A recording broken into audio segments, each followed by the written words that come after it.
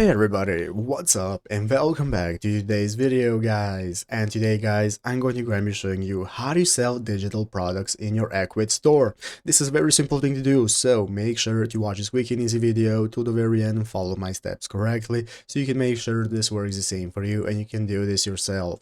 But yeah guys, let's get straight into it. So the first thing you want to do is to go ahead and open up the official Ecwid website right here at ecwid.com if you've not already, and after opening it up, you'll be greeted by this main page right here in the upper right corner. You can get started logging into your account if you're not already. If you do not have an account, create a new one, and after logging in, you'll be greeted by this home page where at the left side of the screen you can find all the sections you can access, such as dashboard, sales, catalog, and so on. So let's go ahead and take a look at how we can get started with selling digital products in our store. What we're looking for, guys, is right here at the left side screen. In the left side screen, you want to find the catalog section. The opening up catalog is going to open up this new menu with multiple options. You want to open up products. So this is going to give you a list of all the products that you're selling in your store, and we can get started with adding our new products in the upper left corner by clicking add new product. So guys, doesn't matter if your product is digital or physical, guys, you'll be able to manage and sell it from here in the same way. You can give it a name, tell what it's about, and so on. You can uncheck that it requires shipping or pickup,